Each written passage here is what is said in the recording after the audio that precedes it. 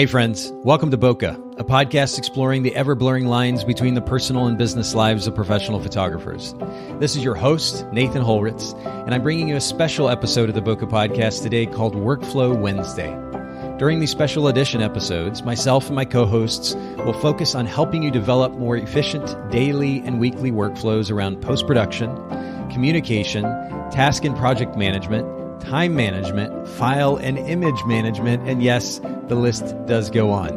We're going to save you an incredible amount of time in your work week, and we promise not to be too nerdy. This podcast is brought to you by Photographers Edit, custom image editing for the wedding and portrait photographer. Visit photographersedit.com. All right, we are officially live. How's everybody doing? Hey, good. How you doing? Good, good. Yeah, it's been a little bit of a crazy week. I actually got to take the day off yesterday, which was kind of nice. I haven't really done that in a while, but otherwise like it's a whole great. day off. That's good. I did. It was nice. I traveled a little bit, and I'm back at it. So That's awesome. I hope everybody's week is going well, though. And for those of you joining us both live and on the podcast, welcome to Workflow Wednesday, our weekly focus or conversation that's focused on that very topic of workflow, more specifically efficient workflow.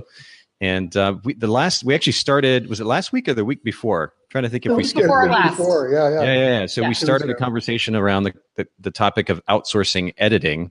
And we've been kind of highlighting Rich and Heather on this topic because, they are the most active of photographers in this bunch. And they've used Photographers Edit on and off for quite some time. And so to that point, I think we're just going to kind of jump right into conversation this week. Last week, we talked about kind of the philosophy that drives the idea of even outsourcing editing to begin with. I went all philosophy on you guys. And it was so good. Philosophical, sorry. I think I may have even gotten some goosebumps or something while you were talking. I mean, it was really good stuff. And there may have been some conversation afterwards like, hey, you guys have to hear this what Rich just said. It was so good. Yeah. If you haven't had the opportunity to listen to that episode or watch that episode, for those of you listening, you can go to facebook.com/photogsedit, PHOTOGSEDIT. I don't know why I still have to think about that. And then if you're watching live on video right now, you can check out the podcast. Go back. It's so easy to listen in audio format while you're driving or going for a walk or whatever it might be. And if you just go to Bokeh, Bokeh podcast.com, then you can listen in on that. And can you guys see me okay? We're getting a little bit of fuzzy here. A little pixelated. Yeah, Haylee, I would say worse than you. Yeah. Oh no. I know. Okay, well, we're gonna. For those of you listening in, we were currently dealing with this. I don't even know what you would call it. Honestly, it's just rain. I'm a little surprised why there's so much drama around it, but there's been some rain. It's affected school closings and flooding. Flash flood situations. Yeah. So you know what, for Rich and Heather, you guys have the best connection. We're just going to go straight to you and let's get right into the workflow and around outsourcing, this idea of outsourcing your editing. How do you, first of all, communicate your editing style to a company like Photographers Edit? I guess I'm going to talk like someone who doesn't use Photographers Edit. I'm talking to someone who doesn't use Photographers Edit, just kind of start from square one. Mm-hmm. So what I love about Photographers Edit is that they allow me to actually upload images that I personally edited, so they actually have a good sense. So what I do is I upload, first of all, my Lightroom presets, and then I edit some photos to say, hey, these are what these presets are supposed to look like. These are my editing style. Basically, Photographers Edit is probably looking for, hey, do I like it a little bit warm, cool, neutral? They're looking probably at all that kind of stuff.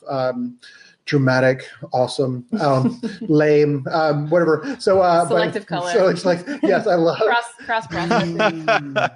Oh, it's our favorite thing for sure. Yep. You can't really kind of like. If you could just make this rose red. Yep. Love it. But what I love about this, is that as an artist, I tend to kind of not dramatically modify, but just like tweak a little bit. And what I like about it is that Photographers Edit grows with me. So if I tweak a little bit from my and I tweak that little preset, I just upload that new preset. to Photographer's Edit, and then they're on the same page as I'm on, and that's what I really love about that, because then I can grow. I don't feel like I'm basically in a box. I have to then edit the way photographers edits, so that is the other way around. So which is great. So because I definitely want consistency. I want the continuity between what Photographer's Edit does and what I do, so that it's not so dramatically different that is noticeably different from my client's point of view. So yeah. So and I want to comment on a couple of things. I love that you pointed this out. And by the way, I feel a little bit guilty that we're kind of highlighting Photographer's Edit. We don't normally make any of our broadcasts on the podcast or Workflow Wednesday this big commercial for Photographer's Edit, but outsourcing editing or managing editing in any way is part of workflow, our daily workflow for photographers. And of course, if we're talking about efficient workflow, you have to at least consider the idea of delegating your editing work either to an in-house assistant or to a third party of some sort. And in this case, Photographer's Edit offers that service. So I appreciate you sharing your experience, Rich and Heather. And just very quickly, I'll comment on that idea of the ability to be able to communicate your editing style. And so to that point, the very first thing actually that we do when we bring you on board as a client is to find out what your editing style is. And Rich, you pointed out the fact that we first enable you to upload examples before, after images. So that's images straight out of the camera. And then those same images processed the way that you would process them yourself. And what's so important about this is that it gives us a visual reference. And why we need a visual reference is if we had 100 photographers say to us, I like a warm white balance. Today you're seeing a warm white balance because I'm using some incandescent lights for lighting. But a warm white balance means 100 different things to 100 different photographers, right? That word is subjective. And so because of that, and of course this applies to contrast and brightness and grain and so forth, because of that, we need a visual reference. And so that's the first thing that we go to is that visual reference. And then the second thing, as you mentioned, Rich, is the ability to be able to upload a Lightroom preset. And to be very clear, we don't use presets as an excuse to avoid that custom editing service that we offer. What we actually use those presets for is a baseline finish. So if you have a particular preset that effectively represents your editing style, it's a starting point, it's a baseline. You upload that into your account, and we apply that preset before we begin the editing process, adjusting brightness, contrast, straightening, cropping, noise reduction, et cetera, et cetera. But it's a starting point for us, and that's the purpose of that preset. If you were to upload before, after images, not give us the preset and say match the look of these images, it would be much, much more time consuming to try to match that style. So the preset gives us a starting point, and we work from there. And then we do, and the third section of that editing style page, which, Rich, I'm glad that you mentioned, you have the ability to update on an ongoing basis as your style does change. It's really important. In fact, we highlight on your account dashboard, hey, the last time you updated your editing style was, and we give you that date just as a reminder. But that third section enables you to be able to go ahead and verbally or textually communicate your editing style when it does come to white balance and contrast and brightness. And basically, we're able to take that information, culling, cropping, black and white, and so forth, and match that information with the visual references that you've given us. And with that, kind of complete the picture of your editing style. So that's the process involved. Anything that you want to add to that, Haylee, or Rich and Heather for that matter? Well, for me, I use it very inconsistently just because I'm not shooting full time all the time. But I do like that I can upload that preset because I purchased a preset that I really liked and then tweaked it to where I had it to fit my style more, like it had grain in it that I didn't want and all of that. And I've been able to just upload that and share the before and afters, and it's been super helpful. I just got back an order today that I sent in on Sunday, so I'm really excited to look at it. I haven't looked at it yet, but yeah. Cool. Rich and Heather, anything else? Oh yeah, I think you just touched it a little bit, but someone would probably ask again, like, what about black and whites? And and I do it like that Photographer's Edit, because Photographer's Edit. I mean, when I first started with photography, I thought black and whites were just black and white, like you just take the color out, and like it is so incredible how different black and whites can be, and how personal black and whites can be from photographer to photographer. is almost as complicated as and personal as color. And so I appreciate that photographers that it actually does allow me to upload 2 presets, one color, one black and white, and then they use it for that as well. Mm-hmm. So I'm sure that your viewers are going to ask that question. I'm just going to throw it out there, So yeah, I appreciate that. Yeah. And you do have the opportunity when you go to place an order to be able to select, if you do want black and white as part of this order, whether it's a portrait session or a wedding, you can select the percentage of images that you want converted to black and white.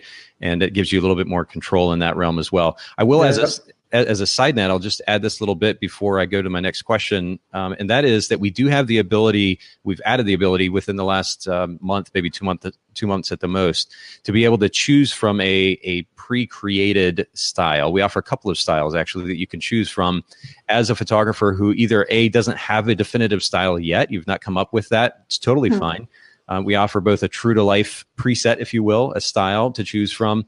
And we also offer a film option. If you like film, but you don't have a particular film preset that you're already using, you can choose that.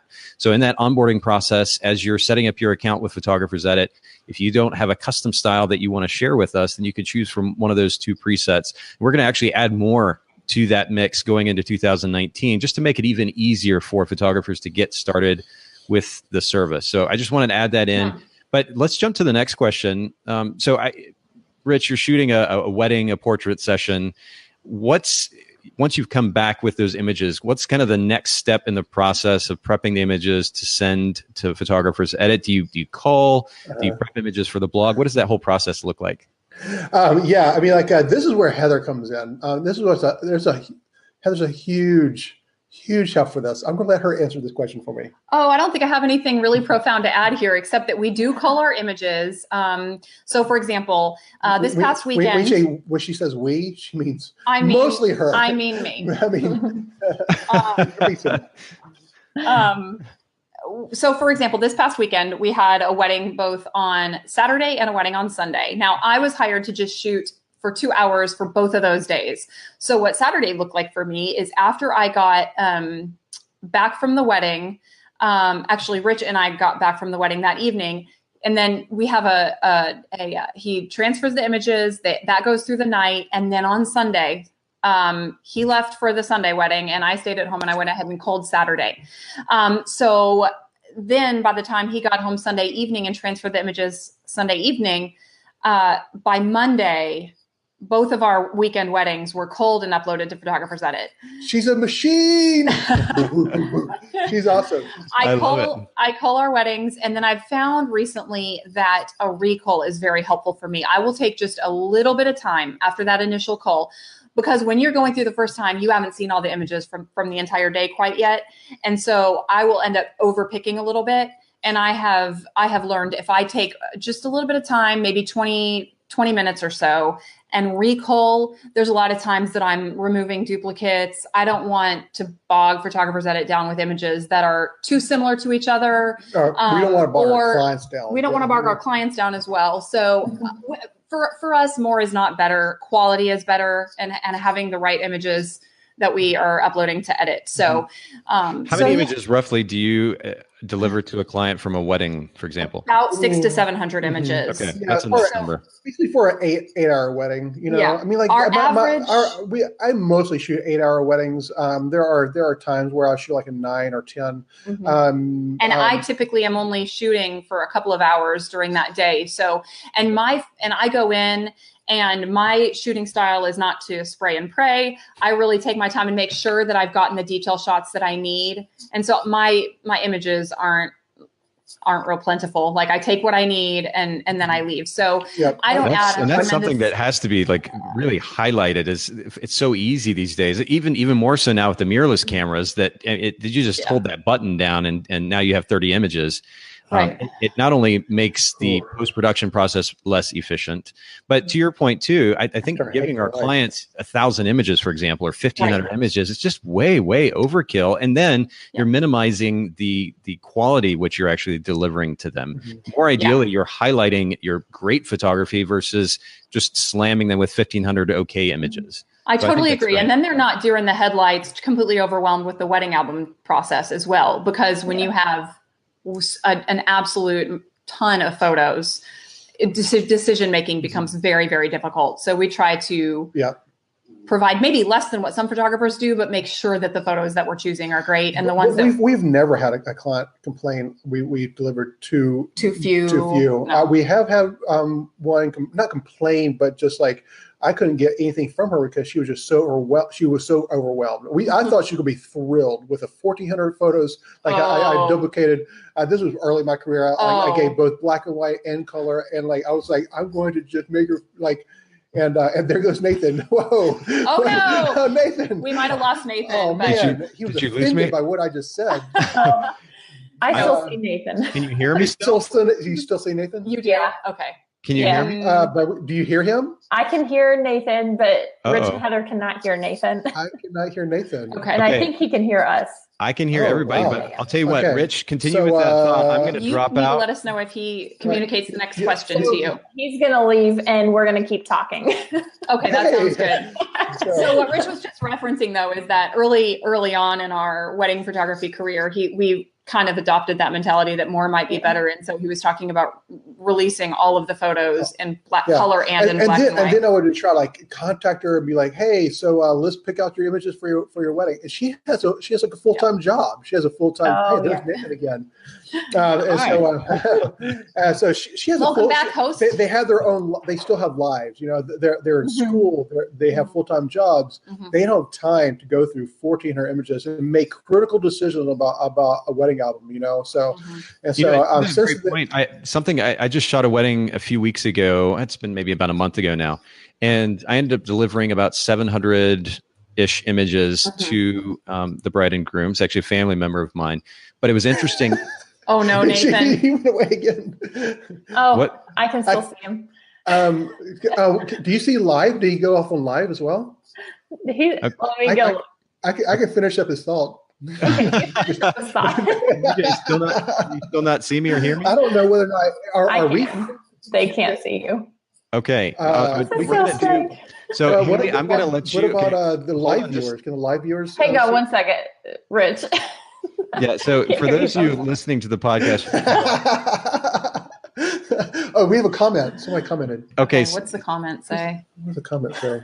Does it? Okay, they see Nathan. All right, Haley, I'm going to go to you for just a second. We see Nathan. Okay. All right, Joan. Thank you so much. Keep going. Yeah, I just can't hear Nathan. Well, I did have a comment about, oh no, I think I'm the only one here now, maybe. But let's see. I think we have them back. Yay! Yay! Okay. We're getting more comments now. Okay, it looks Rich and Heather. It looks like you guys are the ones that have the buggy system because we've got a couple comments saying that everybody can see. They can see me. That's so weird. That's never happened. That's so weird. But just to explain very briefly for those listening on the podcast and the audio version, we're doing a live video, a Facebook live video here, and sometimes we run into some technical issues with the internet connection or the software that we're using, and I apparently looked like I was cutting out from Rich and Heather, and hence the chaos. But I think we're all back now. It looks like everybody can see and hear us. So let's just jump back to the conversation very quickly. Haley, you said you were going to comment on the topic? Well, yeah. So when we were talking about, y'all, I think Rich and Heather were talking about not spraying and praying. I actually, when we went to the cookout last week, someone spoke about how he basically is a spray and prayer. He just shoots and shoots and shoots. And it was specifically to get like an emotional photo. And so like he could shoot 35 images in the sequence, and then there would be one image out of it that he actually delivered, but his images blew me away. And I've always been one to not overshoot. And then it made me question, like, should I be shooting more? And so now I'm interested to try it out just for those emotional pieces. Yes. When I see emotions, I spray, I don't pray. I definitely know what I'm doing. All right. Praying basically means I hope I got something. And I spray when I'm like trying to get a specific moment, or if somebody's talking, like during the speeches, and it's really hard to get someone to freeze someone talking and for it to look normal. So there are certain points of the day that I definitely spray. I just don't pray. Although I do pray in general, but I mean, but not. Just again, to give a little bit of context to the conversation, Haylee was referring to the Cookout, which is actually a photography conference that Photographers Edit just sponsored in Atlanta last week. And Jide, and forgive me, I can't remember Jide's last name, but Jide gave us an extremely powerful presentation demonstrating his work. We'll make sure to link to his website in the show notes so everybody can see his just stunning work. But he actually not only talked about the fact that he would shoot, say, 30 images, 35 images in a sequence, he actually demonstrated it for us. So he literally, he talked us through this process where he starts to photograph at a certain point and then walks us through, and he's like, okay, and then I captured this little moment right here, and then I kept shooting, and I captured this little moment right here. And then he would sometimes show us the finished product, one of those images processed to be delivered to the client or to put on his website or otherwise. It was definitely an eye-opening perspective. I would still tend to hold back because I don't want, whatever 30x the number of images that I'm going to give to the client, because the culling process, whether I do it myself or I give it to Photographers Edit to cull, it's either going to cost me time and or money. And I don't want to complicate the process. So I definitely different approaches to this whole conversation. I remember listening to Joe. I don't want to get off track too much here, but just one quick thought. I remember listening to Joe Busink speak to this, this issue of capturing genuine, raw emotion and moments. And he actually was saying that when he wasn't shooting, he would walk around as if he had a camera in his hand to practice his response time. And he would say, it's almost like he would pretend he had a camera in his hand, and he'd be like, click, click, click, click, click, click. And to me, it has more to do with the photographer's awareness of their environment and their response time, and less to do with how many images. I'm not discounting what this photographer said at this conference. That sounds like a legitimate, way to go about, this, but Rich captures moments all the time too, in a way that is a little bit different, just because of response time and awareness. And we were actually talking to a photographer just the other day, and we were noticing how many. We were just standing still, and she was taking just tons of photos of us, just like the exact same photo, not trying to capture a moment. And she does kind of go overboard. And she says she does go overboard, but like she's trying to do the same thing. But the same thing, she also admitted that she hates the back end. She hates it takes her months to get images to class because she has so many images to go through. So at this point, regardless of whether or not you outsource the editing, like you said, it's either going to cost a tremendous amount of time or money to actually get through the culling process. Right. So, well, and to finish my thought earlier before I kind of dropped out, that I delivered 700-ish images to my cousins, and what she actually ended up sharing to Facebook was a collection of 150 images or so. So you got to think, that's whatever that is, 12% or 13% or something like that of the images that I actually delivered to her are ones that actually mattered to her. And if you think about so many photographers delivering 1,000, 1,500, maybe even 2,000 images to a client, that the overwhelm is incredible. And really our clients at the end of the day don't expect that many images. I don't think in most cases. So it is a loaded topic. I get it. Heather, I would actually tend to agree with you in this case, in that I think we should be a little bit more aware of the moment. And it's one thing to hold down the shutter to get 2 or 3 images, the split second differences sometimes between an image, like let's say for a kiss, for example, where maybe they're leaning in for the kiss, and one shot is just stunning, and the next one they're pulling away and there's a string of saliva or something funny like that. You want the right split second. And so I understand shooting 2 or 3 images, but the idea of just holding down and machine gunning it just it seems to kind of take away the art, the craft of being aware, being present in the moment, being able to capture that effectively. So great points. Very quick question, 2 questions actually. Number one, you guys do your own culling, and actually about 75% of our clients do their own culling. Is there a reason that you do that versus outsourcing that aspect of it to Photographers Edit as well? Well, I think this goes back to the wedding questionnaire and knowing from our clients what are really important, significant moments of their day. So what looks like a photo that may or may not be chosen by someone who wasn't part of that wedding day, maybe something of significance to our clients. So we just want to make sure that we go through and we were there. We know our clients. In fact, a couple of weddings ago, I thought this was so funny. She's like, she told her dad to pull up his pants so I could take a shot of his socks. well, the dad is wearing literally just plain white socks. I'm like, okay. And so it was significant to them because apparently he never wore like his grandfather made the tradition of going to weddings and only wearing white socks because he only wore dress socks all the time. And so like if a stranger was calling my wedding, it would be a really boring shot of someone wearing literally white socks, and they would have gone right past it. You know what I'm saying? So that's just a little bit of why we do what we do. Yeah. That makes sense. Yeah. And do you guys? The other question I have for you is in that culling process. I know that some photographers will maybe choose images to process for social media, or maybe they're going to put it on the blog or otherwise. Do you do that during the culling process? So in Lightroom, the 6 is the keyboard shortcut to make an image red. And so what I do when I'm culling through a wedding is I will hit P for pick. Those are the images that we're ultimately going to end up with edit and will be released to our clients. I will hit 7 for yellow if it's an image that is an action shot of one of us. It's either we've taken it of something we've grabbed of each other, or something another photographer has taken of us.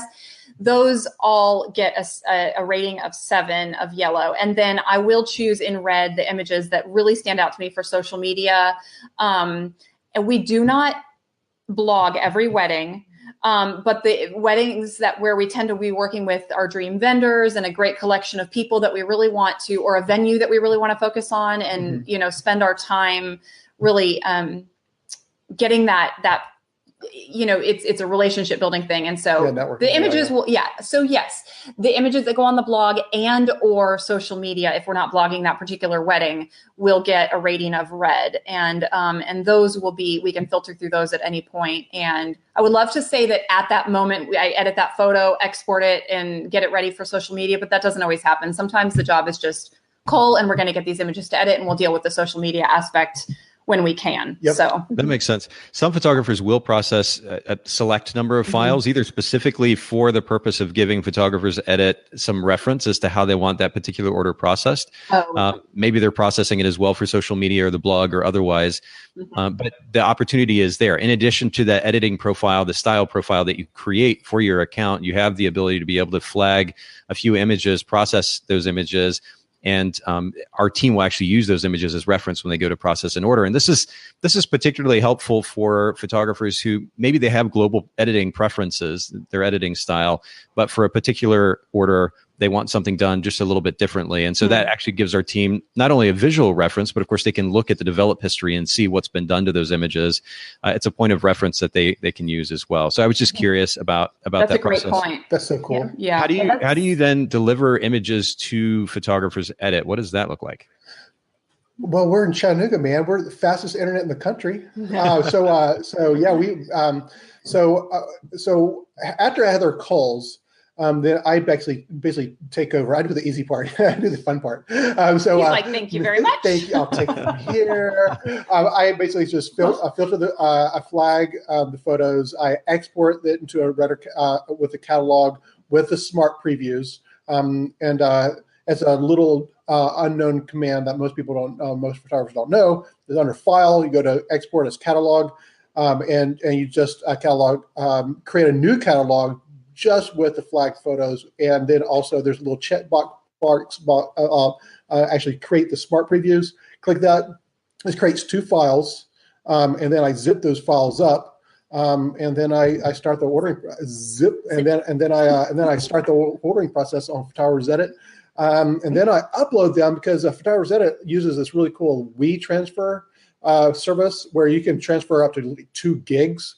And so, I just use that. It's free service. I go on, and most of the time it's around 700 to 900 megs. And with our internet, it'll be done with probably in about 2 minutes. And then I really wait on it. I just watch the whole thing just start, fill up, copy and paste the link to give it to Photographer's Edit. And then we're done. Yeah, it's so funny. You talk about 700 meg in 2 minutes, or even just the idea of uploading an order in 2 minutes. Yeah. Not very long ago, before Lightroom and Adobe came out with this concept of a smart preview, which for those not familiar are basically mini RAW files. So they're about the 10th the size of a regular RAW file, and it saves a significant amount of time in uploading files to Photographer's Edit for processing. But it wasn't very long ago where we were having photographers ship hard drives to us. Oh yeah, man. We'd ship them back in return with some jelly bellies. I missed the jelly bellies. But we missed the jelly beans. Technology isn't good for everything. Jelly bellies are kind of traditionally my favorite candy, and so it just made sense to include that when we would ship those hard drives back. But yeah, those are. I mean, that was years ago at this point, and thankfully, this technology now, even for somebody who doesn't have the best internet connection in the world or in the country like we do, they can upload an order of, let's just say, 2,000 images relatively quickly because of that Lightroom catalog and Smart Preview technology. It's so much smaller than uploading full-size RAW files. We still have the complete ability to be able to make the adjustments to those images as necessary. And the only caveat to that conversation is if you ever need us to do any kind of retouching, we do ask you to upload JPEG or RAW files, and we have an interface that enables you to do that. But for most of the work that we do, that Lightroom catalog totally makes sense. It's very easy, simple process. And you can use something like WeTransfer, you can use Dropbox, zip it up. Although, Rich, please explain the cutting symbol, the cutting sign, how that represents zipping. It was two files. Zipped. Now is one. Now is one. Okay. Boom. 2 files, now one. Makes sense. Thank you. So the podcast listeners have no idea. I'm making a scissor thing. The scissor motion, and he said zip, and I'm like, how's it? Okay, got it. Yeah. Looked a little gangsta. Yeah. Also, you can like zip it up like a zipper, I guess.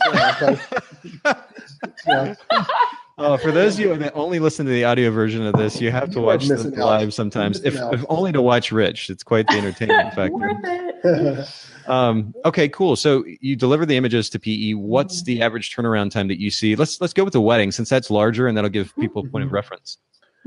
So normally they get back to us in about 3 days. About 3 to 4 days, depending on how busy Photographer's Edit is. But yeah, I mean, like it's. I think there's a lot of factors that goes along, but for our experience is about 3 days, 3 to 4 days. So, and are you all using the premium membership where you're scheduling the orders in advance? Yeah. So that works really well too. And I mainly did this because you talked me into it, because of just having someone that's consistent, who actually has done a really good job of editing. And I'm like, hey, I trust this particular editor. I want to use them. And then the Photographer's Editor can actually just can put time on their calendar and be like, hey, at this time, this wedding's going to come up, and you need to edit it.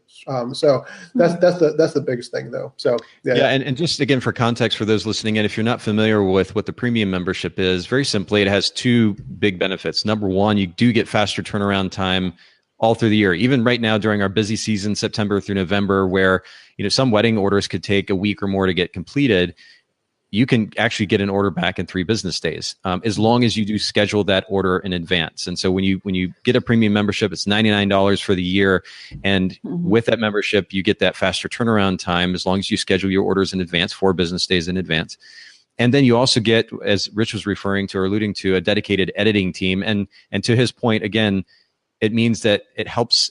The consistency is improved in the process. When we're literally processing millions of images a year for photographers here in the U.S., in Canada, Europe, Australia, and so for the sake of consistency, while we have extremely talented editors and we have an extremely stringent training process too for this editing work, if we're processing that many images, the likelihood of there being maybe here and there some inconsistency in the processing is increased when you have all different types of eyes looking at those images. So if you've got a dedicated editing team, the same group of people that are looking at, and this is an editor, a backup editor in case the person's out sick, a QC person, and potentially a second QC, quality control person as well. But this team of editors who are used to seeing your work, know how to process your work, that also improves the consistency in the final product that you get back. And that's a pretty significant benefit a year, especially for $100 for the whole year. It's a steal, really.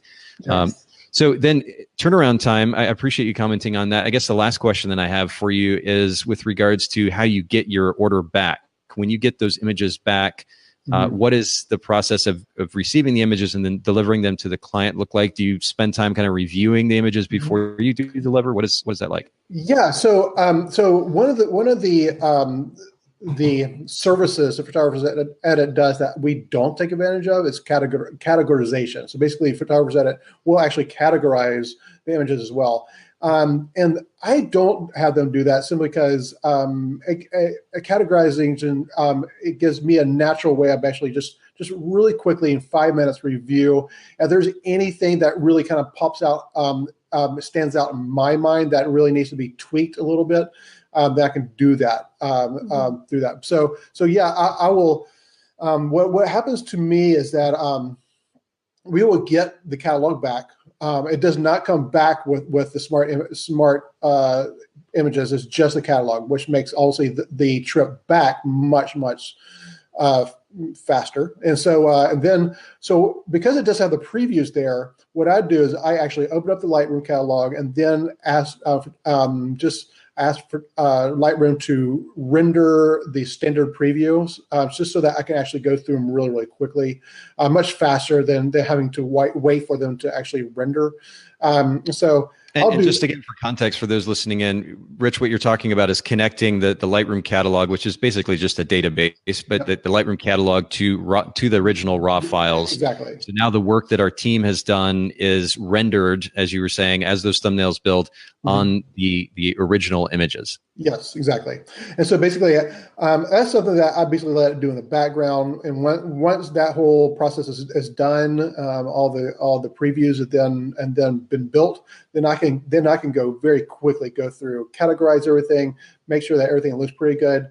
And then we're just going through in grid view, Yeah. just kind of scanning everything, selecting things in chunks, to categorize, and it's really easy. Gives your eyes a chance to kind of scan. And once in a while, an image might be black and white, and we'll say, Most of the time, this is not blowing smoke up your butt, but I mean, when I'm looking at these images, I am just like normally blown away, and also just very thankful that like this looks really great, and I didn't do it. I mean, because typically for a creative, it's either or. Yeah. Think about it. You know, it's either. So that just that's what I'm really thinking that along those terms too. So I mean, for me to be completely hands off of it. It wouldn't give me those emotions as well, because it is kind of like a really cool, like, hey, these look great. I am proud to give these to my clients. And I didn't have to do it. Yeah, I didn't have to do it, which is just, it's a really great feeling. It really is. So, and I have to ask here as we kind of close the conversation, how much time did it take when you were editing those images on your own? That's a great question. If I was a really great business person, I would probably have calculated or timed it, because we did it so many times. Mm-hmm. But it always, Heather would be editing for 25 minutes. Then she would take a break. She would literally hand me the computer. I would then edit for 25 minutes, and we'd go back and forth. Mm-hmm. If we were consistent through that, we could probably get through a wedding. And I don't know. I mean, gosh. I don't know that there 6 hours, maybe. Yeah, something like that. It was something like that. And we rarely did it all in one sitting, which is what made it a little harder to time. Yeah. If we had started a clock, had a stopwatch or something, it would have been smart. If I did it myself, it would, days. It would take me a couple of days to edit. Yeah. Because again, I don't have that much patience. I get bored. I just, Netflix looks pretty good right now. It's just the whole idea of this is not what I got into photography for. I don't want to sit in front of the computer all day long. That's not, I mean, as photographers, it's just so strange, because editing is very important to me, but I hate it as well. You know what I'm saying? And to that very point, I mean, some photographers actually will say that they enjoy it. In fact, I still enjoy playing with a new preset and applying it to an image and see how it renders the image. I mean, that stuff, it's not that we're minimizing the enjoyment, to the potential enjoyment of that process. But what I ultimately want to highlight in this conversation about time is that with that, let's just say 6 hours, 8 hours, 10, however many it may have been, the average photographer that I talk to, we're talking more like 12 to 16 hours per wedding.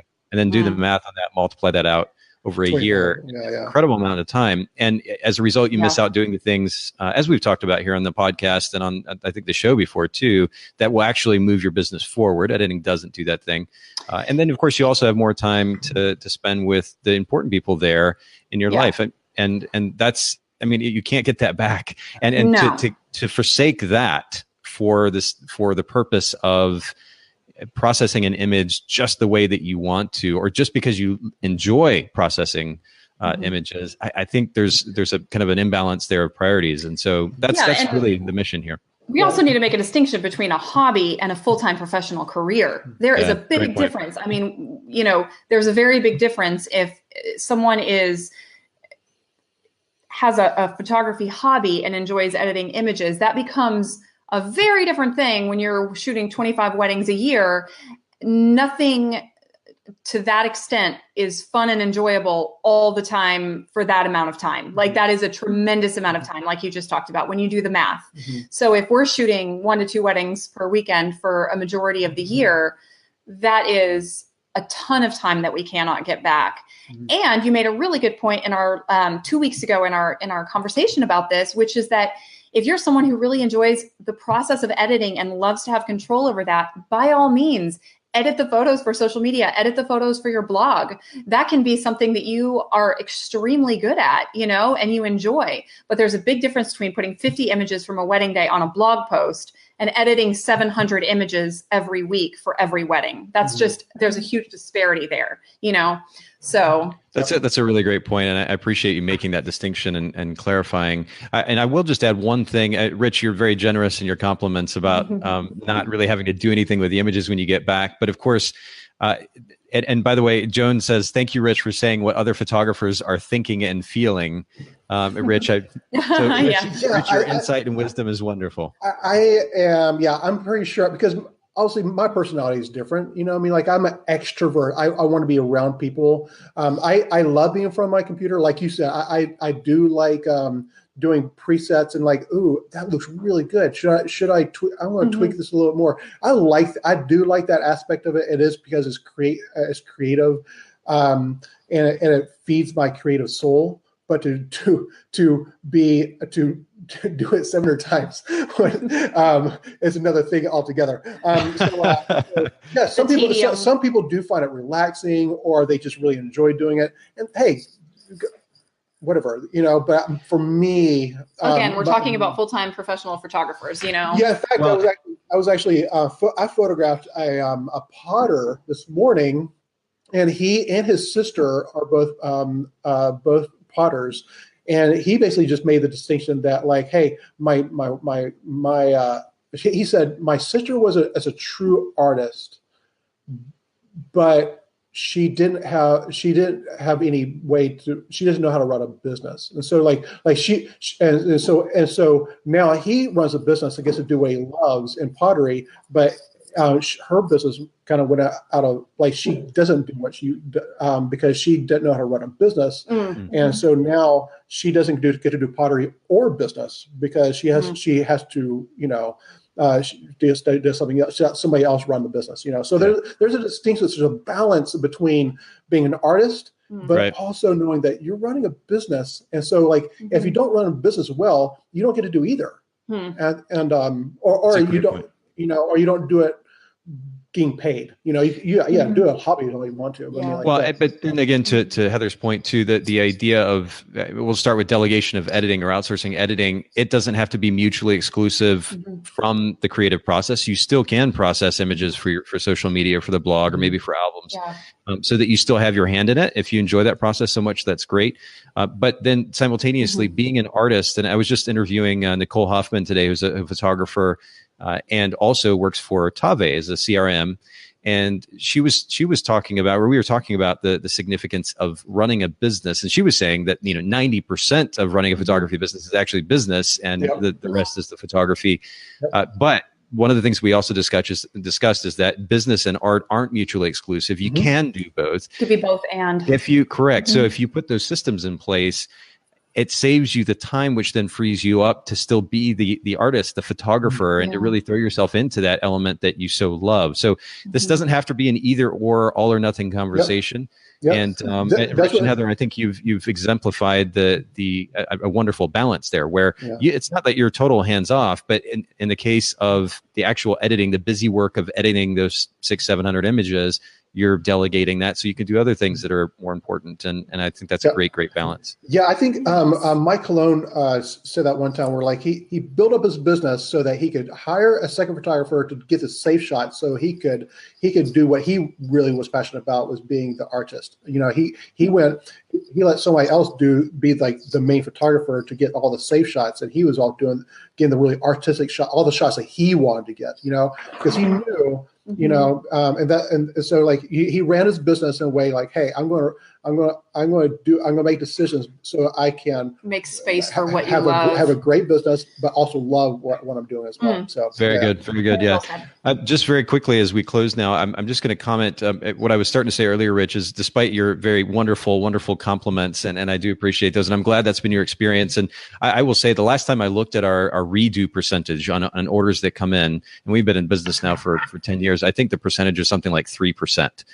So we don't get a lot of requests for redos, but we do have a really cool feedback system built into Photographer's Edit that very quickly enables you to be able to give feedback on orders. So if you get an order back and you're like, you know what, this looks great, but maybe the contrast is a little too soft, or the white balance was a little bit too cool, whatever the situation might be, we've got a system built into your account in the order history right next to that order that you just got back. You click on the appropriate emoji that reflects however you may be feeling about the order, and then you can give us feedback, positive or negative.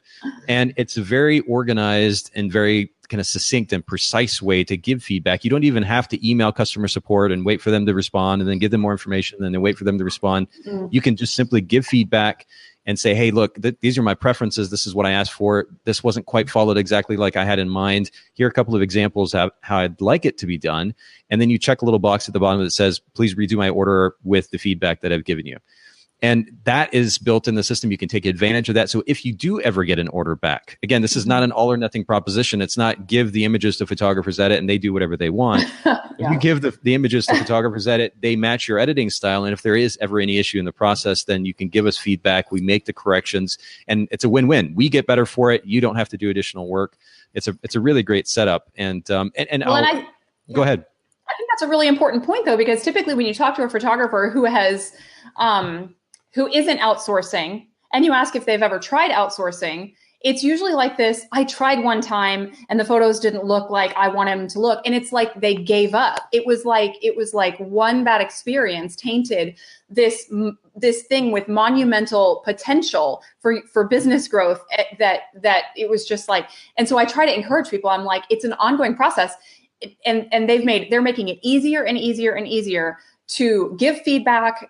Again, uploading those images that you edited. I mean, there's so many new features that there weren't years and years ago that make it so much more beneficial to actually have this ongoing relationship in which you get what you want back from Photographer's Edit. It's a beautiful thing. So if you tried it one time and you thought it didn't work, a little bit of feedback can go a long way. Trying again and then honing in on what it is that you weren't happy with that very first time that you tried before you just gave up, you know. And it does. I'm so glad that you made that point, and we will end on this. I know I keep saying that we're closing out, but it's a really powerful point, and it's analogous to, well, first of all, to kind of reiterate what you're saying, Heather, it's important to understand that you as the photographer are now the employer of an editor or an editing team, Photographer's Edit. That employer-employee relationship requires communication. Anytime that you play the role of a manager or a CEO and you're overseeing a team, whether small or large, it requires communication. And, trying us one time would be analogous to, you go to your first day on the job and your employer says, sell clothes. And that's literally the only context that they give you, and they expect you to just do it. And you're left wondering, but what does sell clothes mean? Do you want us to sell clothes this way? Do you want us to take this approach? And what about these kinds of conversations that come up? And then what about in this situation? How do I handle that? And how do I handle closing the store in the evening? And there's no details. Those details are only communicated if there is active conversation. And so you would never walk into an employer-employee situation and say one thing and expect all of that to be accomplished without the details to support it. There has to be communication. There has to be conversation. And again, we are the employee. You're the employer. You're the boss. You get to tell us how things are done, but you have to do so in detail. And if we don't do it right the first or second time, just like an employer-employee relationship in the retail world or corporate world for that matter, then there's continued training, there's continued communication, ongoing communication for the sake of clarifying the role and how this thing works in this particular scenario. And that is how you then establish a much better employer-employee relationship. So there is a tendency, I think, for photographers to expect not just a company like Photographers Edit, but maybe others as well, to kind of read their mind just to immediately know exactly what it is that they want without communication. Communication is so important, and as it is really in all of running a business. And so I'm glad that you make that point. We'll end on that note, a great note at that. Thank you guys so much for sharing today your perspective. Thanks, Haylee, for chiming in too. And I apologize for all the technical difficulties for those listening in.